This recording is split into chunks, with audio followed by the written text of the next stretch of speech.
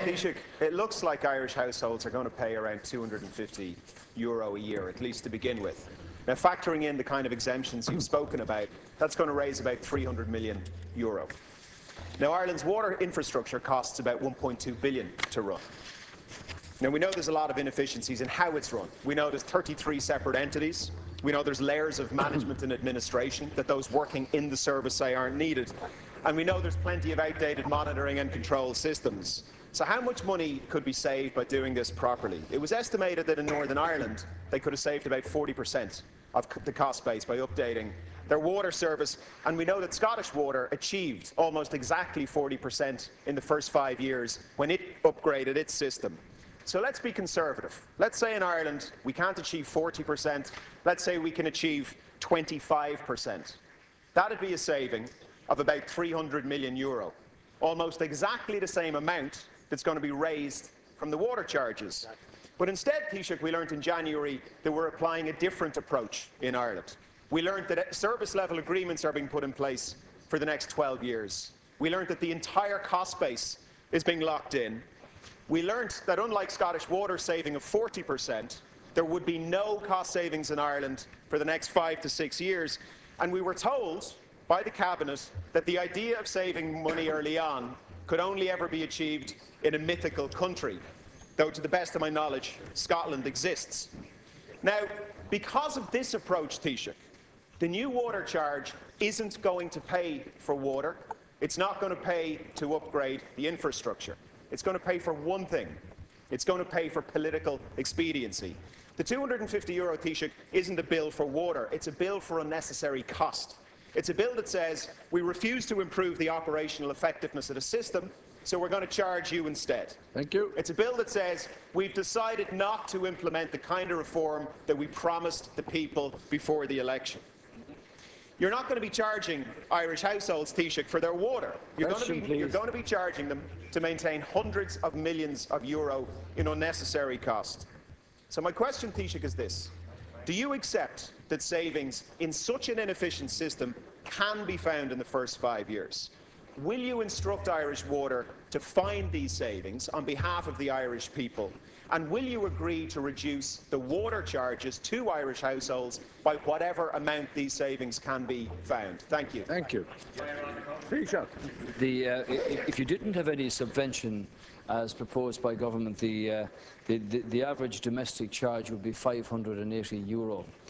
The question of service level agreements and all of that, that's all a matter for further discussion. I don't accept that there should be 12-year service level agreements. I've said that before in the House here. I do think that you should also take into account the proposition for a further reduction of 20% of staff over the next 5 years. I do believe, Deputy Donnelly, that it is possible to achieve significant savings, but clearly the system as has evolved and developed over the years is not fit for purpose anymore. That's costing the Irish taxpayer €1.2 billion at the moment through the 34 local authorities. I might point out to you that the EPA reports that remedial action is now required on 16% of supplies that are at risk. Many of these are very large schemes, including Dublin and including Cork, where we have official reports from the EPA about that. Secondly, you're well aware of the significant supply constraint in a city as large as Dublin and growing so fast as Dublin. Unaccounted for, our water leaking away into the ground is 40%, absolutely unacceptable. 36% of water treatment plants, imagine 36% of water treatment plants did not meet EPA effluent standards in 2011. And the European Commission have launched a pilot infringement against Ireland in relation to 80 treatment plants. Our state is not in a position to deal with these infrastructure requirements without the advent of Irish Water able to borrow and able to fund these things. So government decided to implement the user pays principle, and that's a principle that we want to adopt and make as flexible and as affordable and as equitable as possible.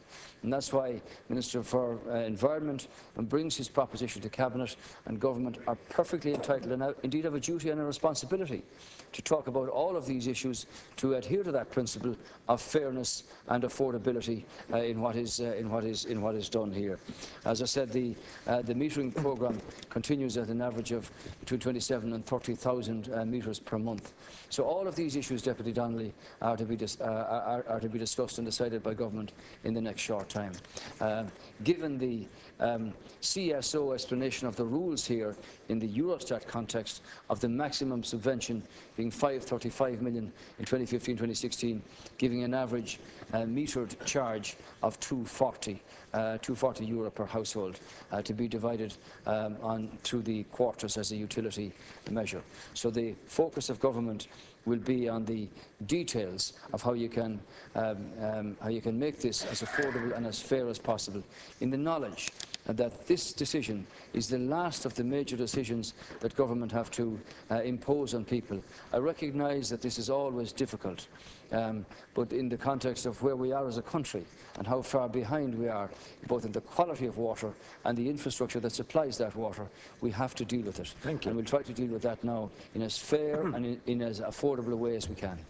Deputy Donnelly, 1 minute. Thank you. Thanks, Ken Corlett.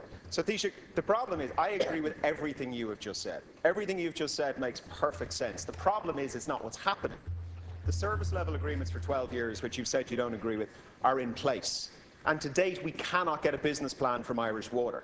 We rang them this morning and asked, can we see a business plan? And they said, there is no business plan. There's an environmental assessment, there's a CapEx programme, and there's some other report, but there is no business plan that we can see. So we have to rely on what we hear from Cabinet.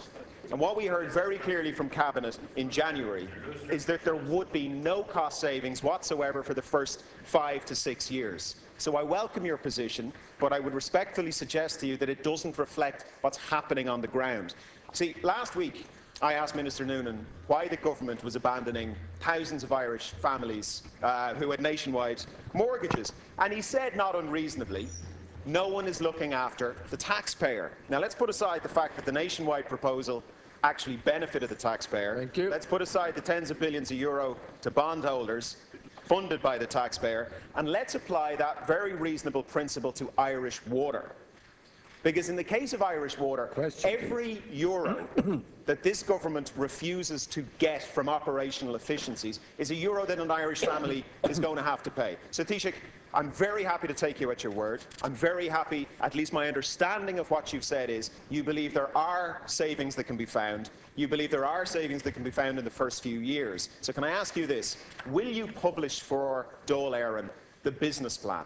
Will you show us what the cost base is, what these projected savings are, and will you commit that these savings can be passed on to Irish households in a reduction in the annual water charge? Thank you. Thank you. Taoiseach. I do commit to having the government discuss the range of issues that we have to discuss to make it as fair and as affordable as possible.